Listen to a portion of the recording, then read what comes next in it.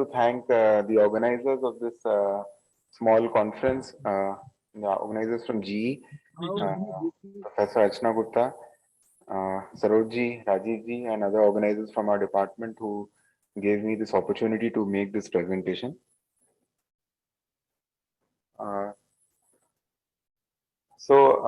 Intervention radiology is a medical subspecialty of radiology which utilizes minimally invasive image-guided procedures to diagnose and treat diseases in nearly every organ of the body.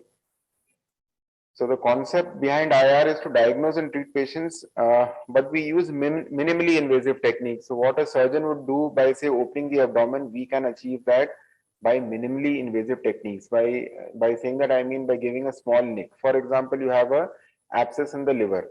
The traditional method of draining that abscess would be to blindly insert a needle inside the liver and drain that abscess, or one may have to open the abdomen and resort to surgery. But what a radiologist does is, we use ultrasound guidance, and under ultrasound guidance, we put a needle into the abscess, and with the help of that needle, we put a tube inside. So that becomes minimally invasive. The cut on the abdomen is as small as about 2 mm. So all these procedures, because they are minimally invasive, they have less risk, they cause less pain, and they are done immediately also, and there is less recovery time as compared to open surgery. So it is a type of these are type of procedures that are tending to replace open surgery. So initially, IR we will call intervention radiology as IR. It originated within diagnostic radiology itself, invasive diagnostic subspecialty. Because the existing techniques of diagnostic radiology did not have angiography. So even if you know that CT angiography came after the conventional angiography. So like putting a catheter inside an artery to find out whether there is a narrowing in the artery. So initially it came as a diagnostic subspecialty, and later people realized that this could be used as a treatment equipment. So the range of disease that can be treated by this kind of modality are extensive now, and the list is keeping on increasing. And we have extended treatment to different kinds of organ systems like vascular, non-vascular systems, and you have a treatment ranging right from head to toe, from the nervous system to head and neck to the chest, abdomen, and even up to the feet. So, and now the intervention radiology has become a part of, integral part of every medical care, and there will be no hospital now that will not have an intervention radiologist. Most leading hospitals always have an intervention radiologist, and in coming time, every hospital will need an intervention radiologist. So what kind of procedures can be done in intervention radiology? So you can do vascular procedures as well as non-vascular procedures. Vascular procedures are arterial procedures and venous procedures. These are just a small list of these kind of procedures, and these procedures are being done in every organ of the body. So you can do angioplasty or stenting, whether it's in the central nervous system, whether it involves the peripheral system, or whether it involves the liver. Then you can place stents when there's a thrombus in the artery. You can lyse it by putting a small catheter inside and putting some thrombolytic agents. You can embolize uterine fibroids by putting a small catheter into the uterus. You can small catheter into the uterine artery, put particles inside and embolize the uterine artery and take out fibroids and tumors. Liver tumors are embolized. HCC is being treated. So all these kind of works are being done, and the intervention, there's a developing role now for the radiation technologists, for the radiology technologists in all these procedures. So as I said, non-vascular intervention also, there's a lot of work. And the entire procedure of intervention radiology requires a teamwork. We require the IR intervention radiology faculty who will be monitoring and doing those procedures, the IR fellows and the residents who are under the intervention radiologist. Next comes the interventional imaging technologist, that is your role, and then the nurses. So now coming on to the role of the radiology technologist, when I was given this topic, and I was using the help of a few residents to search a few articles on what is to be done. In fact, I could not find anything on the internet to give me any information of what is the role of radiology technologist in intervention radiologist. In fact, there were just some job profiles. I even contacted our technologist, Mr. Swaroop, and I asked him if there was anything written in your books. And in fact, I think there is no such topic in your curriculum. You may be learning about the machines. So it may seem that the radiology technologist is doing nothing. He comes there to drink tea in the department. But it isn't so actually. And they are the people who are working in emergency hours and doing a lot of work.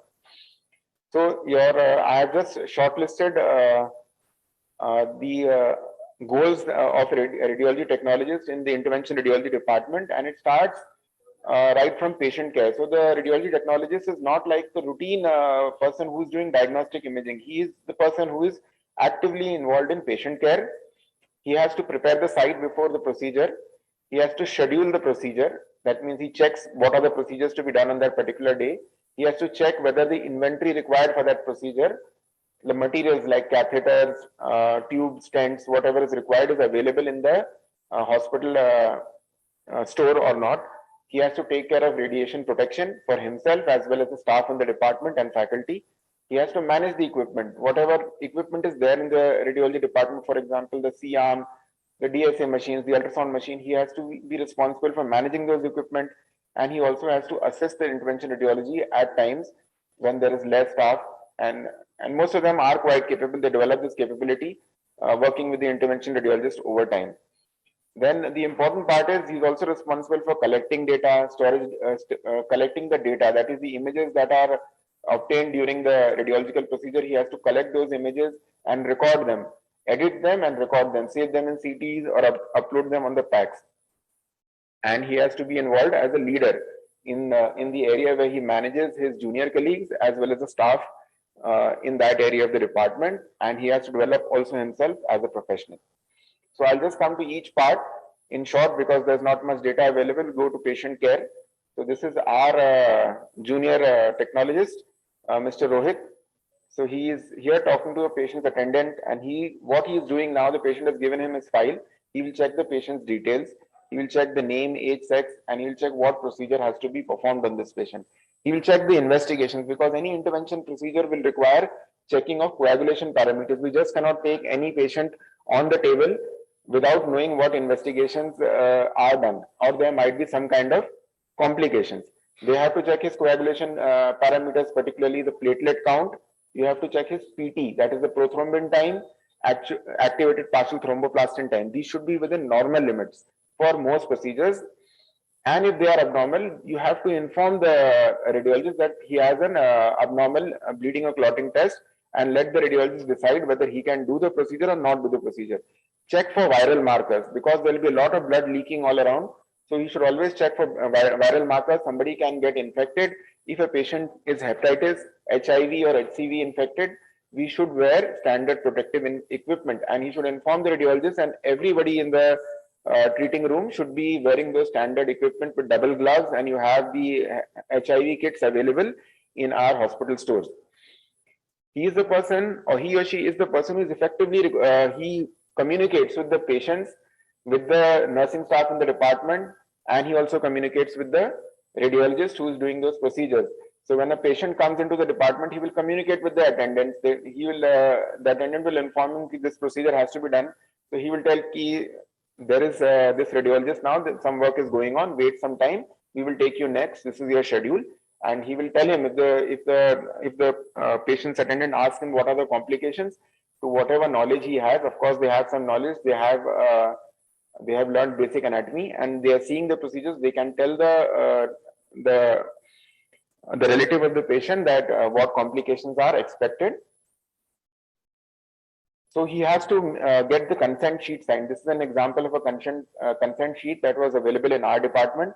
So he has to obtain informed consent. So the technologist is aware of what procedure is being done. So he informs the patient that this procedure is going to be done. For example, we are going to place a stent inside your femoral artery, or we are going to place a stent in your hepatic vein. So he talks about tells the patient how the procedure is going to be done at whatever knowledge level he has, and he has to take consent from the patient's relative before doing any procedure. If the patient is unwilling, he will inform the radiologist that the patient is unwilling to do the procedure, and so then the radiologist will talk to the patient. If the patient still feels that he should go ahead with the procedure, then he will sign his consent, or he can refuse consent.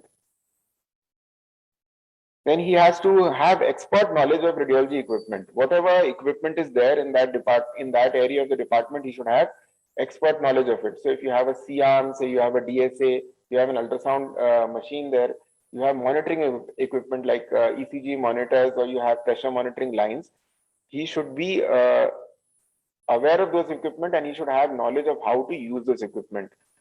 He should have knowledge about how to use radiation protection equipment and shielding techniques. All those techniques have been equipment have been showed to you in a previous talk. He should have knowledge about how to acquire those images, and he should have knowledge about transferring and saving images. He should also have knowledge of troubleshooting skills. Suppose the machine shows a problem, so he should have some knowledge of how to correct those problems in the machines. He should have knowledge of what equipment is available in the store, in the hospital store, and whatever equipment is required for a particular procedure, and he should ensure that when this procedure is going to take place, he should go and check whether the equipment is available in the hospital store. So Anna, this is another senior technologist here, Mr. Ajay. He is now helping out Dr. Vivek in a neurointerventional procedure. So he's sitting on the console room. He's sitting in the console room. You can see the LED glass, the transparent LED glass. Behind that are our working doctors here. This is Mr. Ajay, and he has created a roadmap. An angiography has initially been taken, and that has been converted into a roadmap. So this whitish line shows the direction of the vessel. The ultimate aim is to reach this vascular malformation, which the radiologist will reach via this vessel. This is an intracranial malformation. So he has created a roadmap, and he has put that on the display. So you can see there's a monitor behind. One of these roadmaps will be displayed here, and the radiologist will be able to guide his catheter to the malformation there and perform the embolization procedure. So there are a lot of techniques that Mr. Ajay does here. He will do zooming of the image. Like suppose you're seeing a small image there, he will zoom the image, and he will store the images. There are multiple screens on this monitor. So if the radiologist needs some guidance, he'll place one of these images on that screen and help him out so that he can, while he's doing that procedure, he can look at that image also. He can look at the roadmap and do those procedures. So site preparation is also his responsibility, his or her responsibility of the technologist. And the technologist has to take the help of the cleaning personnel, the nursing staff there, to carry out these procedures. So the technologist will give orders to the cleaning personnel that the room has to be cleaned. Whatever material from the previous procedure has been littered across, they have to be collected and disposed properly. The equipment that the patient was on, for example, the table, there may have been some blood spilled on the floor or on the table, that has to be cleaned. And the necessary equipment for the next procedure, they should be available in possession. This is our smaller interventional unit, our non-vascular unit, and this is our senior technologist, Mr. Debashish Ji, who will be retiring soon. And he is now, there is nobody else in the room, so the last patient has left, and he's quickly now settling the sheets across. He's placing a plastic sheet at the edge of the C-arm table, because when the procedure is done, there will be some spillage of, say, contrast media, there will be some spillage of betadine or some amount of blood. So these plastic sheets have to be taken off. He's getting the table ready for the next patient. Then the technologist will also have to schedule coordination of the patient inflow, like which patient is going to come in first, what is the order of the procedures that we are going to do, and he also has to do the inventory management for each procedure. So he will maintain a list of patients posted on a particular day for the IR procedure and organize the order of the procedures. He will check the availability of inventory like catheters, guide wires, stents, balloon, which are required for a particular procedure. He will try to maintain it. If it's not available, he will try to procure it from another hospital store. Then the important thing is taking care of radiation protection. A lot of radiation goes on in the intervention radiology area, and there's a lot of exposure to both the radiologists, technicians, as well as the nursing staff, as well as to the patient. It has already been shown by a previous speaker, Dr. Vivek, who has shown you the C-arm equipment and how radiation protection is done. But we'll just shortly mention that we have to practice radiation safety guidelines in accordance with the AERB regulations in India. And so our rooms are constructed in accordance. We showed you those rooms where you have a lead line walls and lead line transparent glass window, and you have to select accurate technical factors on an individual patient basis. The currently available machines usually have auto imaging parameters. For example, you put a patient under a C-arm, the KV and the MAS will automatically be adjusted according to the patient build. For a fat patient, the KV might be raised and the MAS will be raised, but for a child, the radiation parameters will automatically be reduced. But in case those parameters are not there, as has already been mentioned by a previous speaker, you can lower the KVP and MAS, but more so I would suggest lower the MAS, because reducing KVP might reduce the image quality.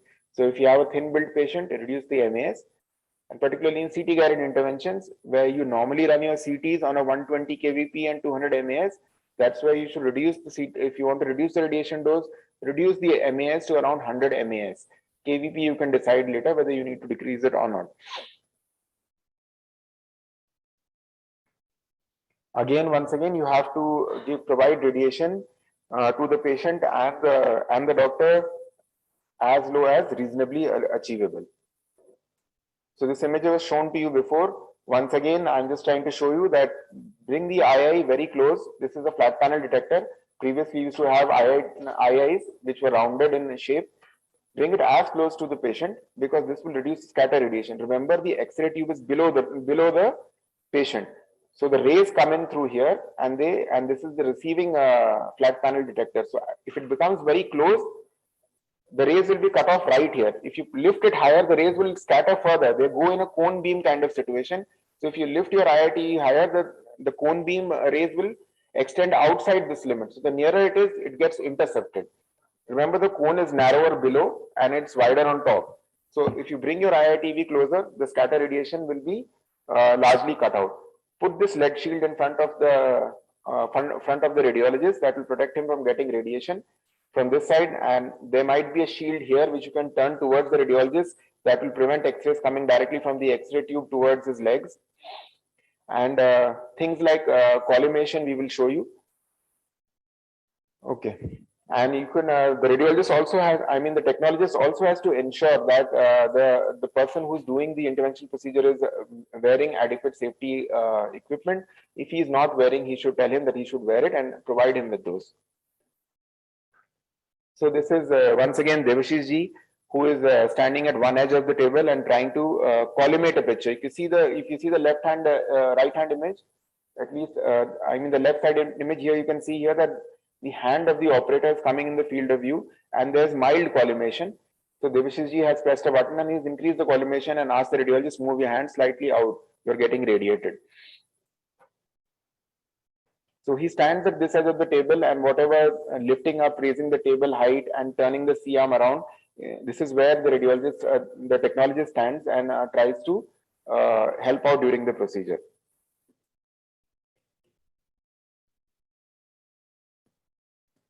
This is another situation. Ajay Jai is standing here, and this patient is ready for a diagnostic cranial angiography.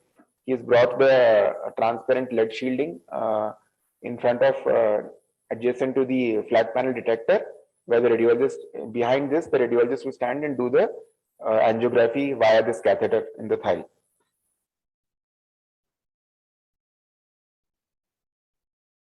And Mr. Sarupji, a very shy technologist who takes care of the DSA department, who is in charge of the DSA department. He has accidentally not seen that our fellow here, he's wearing his thyroid apron, but just to make sure, he's asking him to put this on. Then the radiation technologist would also take care of the TLD batches that are provided to monitor doses for all these patients, and he will contact the radiation safety officer. Every department will have a radiation safety officer, and he'll collect those TLD batches on a 3-monthly basis and give them to the radiation safety officer, and also collect the new batches from the radiation safety officer and provide them to the doctors as well as other personnel working on the C-arm and DSAs. Equipment management, and this is a very important part that the radiation technologist takes part in. So he maintains an equipment register. That's how it is done in our department for each equipment that is available in the IR suite, including the DSA machines, C-arms, ultrasound machines, monitoring equipments like the pulse, ECG, BP monitors, and he collaborates with the service personnel or of the vendor providing the equipment. For example, if GE is providing a C-arm or Philips is providing an ultrasound machine, he will collaborate with the service personnel from those companies, and he will maintain from his register. He will check what is the timing that has been set for a routine maintenance. And then if there is a breakdown in the equipment and the equipment needs repair, he will immediately contact the service personnel and tell them that they have to come immediately and repair the equipment so that patient care does not suffer. He will also collaborate with the administrative personnel, for example, the head of departments and other personnel who are supposed to provide funds for equipment, and tell them that the annual maintenance has lapsed, or 5-year maintenance has lapsed for this equipment, or 10 years have passed since this equipment has gone and we need new equipment. Sometimes we also take their help for assisting radiological procedures. Many of them are quite capable. Here, Ajayji is just actually dropping off a syringe into the tray in a sterile way. He's peeling off the plastic covering over the syringe, and he's dropping the syringe so that he's not touching it with his bare hands. Then the technologist also should have an idea about what is going on during the intervention radiological procedure. The patient might be collapsing, so he has to keep looking at all the monitors. He should be looking at the ECG monitors. So whether there's a fall in BP, so here you can see that there's a BP of 95/54, but the pulse is 75. So the patient is doing fine. If there was a tachycardia, like say the BP was 120, I mean the pulse rate was 120, and there was a fall in BP, we would know that this patient is collapsing, and he has to immediately alert the anesthesiologist who's present in the room, the radiologist, and he has to be ready to take care of any measures that might be needed. There might be an emergency situation that might not be manageable in the IR room, so immediately he will set up contacts with other department people, say the cardiothoracic surgery people, or say the gastrointestinal surgeon. If any help is needed, so he should be the one to run around and contact those people so that the patient can be shifted immediately for emergency care. They are also responsible for collecting, storage, and archiving of imaging data. So this is a PAC system. You can see this is one of our patients. He's got an MRI done, a CT angio done. He's got an upper GI endoscopy done, and he's got an conventional venography done that was done in our lab. So he will upload the images of all those, and he will upload them in the HIS, where the HIS helps us to link all the patient data together. You can get images from just clicking this link. You will get all the images of the procedure that has been done. So he will have to have knowledge of basic computer skills to manage this data set. So while managing all these procedures, whatever the images that have been obtained in an interventional procedure, he has to review all those images. There might be some images which are redundant. There's nothing, no special information in those images, so he'll delete those images. There might be some images which are bad, and another better image has been taken, so he will take out those images. Sometimes he may have to edit those images. For example, a wrong patient's name may have been entered into a patient who's lying on the table. So when he will edit those images, he will change the name, he will change the age, sex, and finally he will validate those editing information and then upload those onto the PAC system. Then in situations where you don't have a PAC system, especially our technologists, they maintain offline records on CDs, DVDs, and films of interventional imaging data, and they maintain a DVD or CD register. And the case number, the cases that are stored in that particular DVD are written on that CD, and the CD register is made. For example, CD number 1 contains patients number 50 to 55. So that the name of that CD will be entered in a register, and the name of those patients and the number of patients in that CD will be recorded. So at any time when we need data of any one particular patient, we can check on what date that procedure was done. We can contact our interventional technologist, our radiology technologist, and he will tell us it's available in this CD. He will take out the CD and load that procedure back on the machine. So research work is very important, and this is how the technologist will help us in carrying out research work by giving us data. Then he has to maintain the procedure register. He ensures that the procedure notes have been written. If it's not written, he tells the doctor, please write the procedure notes. That is important information that is always needed by the patient. Whatever equipment has been used, for example, you've used a stent, you've used a balloon. So many people come back for reimbursement purposes, and many a times the barcodes are now provided for all the equipment that has been used, and he has to stick a label on that. So sometimes, particularly patients who are obtaining reimbursement from private financial institutions, they will ask for these kind of barcodes that show us that this thing has been used. So you have to maintain that. Then you also have to maintain the records of radiation dose and time that is required for each intervention procedure. There might be a difference in radiation dose between two radiologists performing a procedure, and the time required to complete a procedure between two different radiologists. There might be a difference in capability, or there might be a difference in the seniority. So some will do it faster, some will do it lesser time. So at least this gives us inputs of how to reduce the radiation dose, and what are the problems that why one is having a larger radiation dose and why one is giving a lesser radiation dose to a particular patient. Techniques like these have been told, like pulse fluoroscopy, intermittent fluoroscopy. They've already been mentioned by the speaker. Pulse fluoroscopy is now routinely available on all machines. So you have pulses which are provided at frames per second. So you have the machines are already putting in, the vendors are already putting in these equipment which will not give you continuous fluoroscopy. So they give you pulses of fluoroscopy, and they give it as fast that your eye cannot see them. So they also document the number of procedures done every year, the types of each procedure here, so that you can have an audit of procedures that are being done. This is also the job of the technologist. So this is just a PACS system where you can see here. This is a code that is showing reconcile. So whatever images are there, first our technologist will reconcile those images. He will check whatever has been uploaded onto the system. He will reconcile them. For a particular image, there should be no wrong patient data. The uploaded image might be of a different patient, so he will change the name of the patient and then he will upload that data onto the PACS system after validating it. This is Debashish ji here, sitting here, and you can see that he's been, this register is there. This is a procedure register.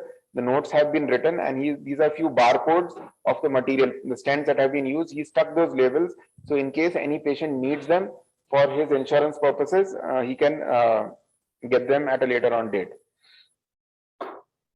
Then he's responsible for leadership and staff education. So he's the technologist is the person who's responsible for the carrying out the entire procedure in the department. The doctor just performs the procedure. He is like the kind of lead team who is the coordinator between the doctor, the nursing staff, the patients, and the relatives, as well as personnel from other departments.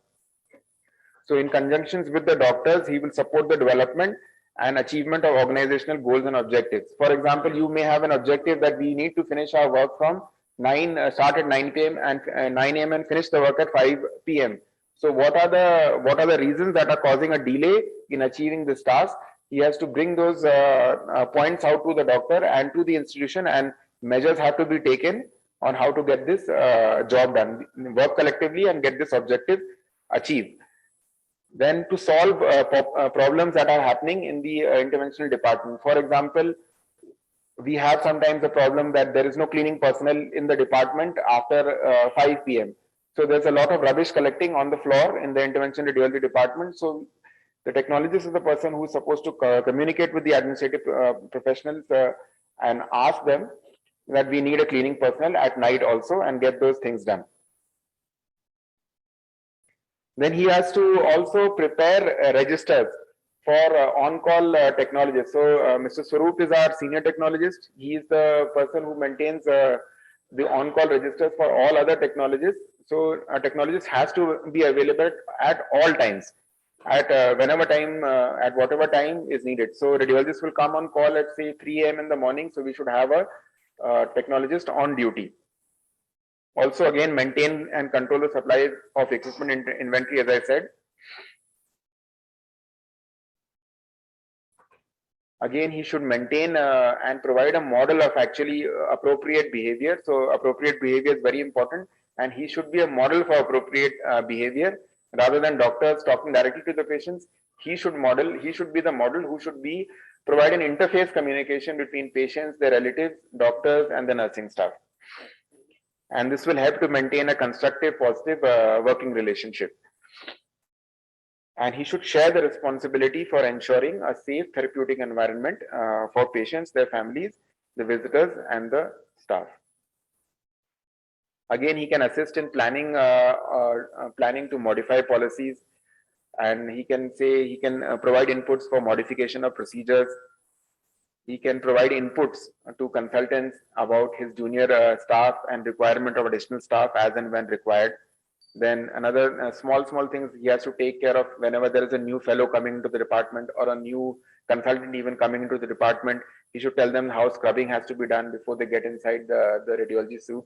And he's the person who is supposed to stand there and monitor those processes so that somebody doesn't miss out on any occasion.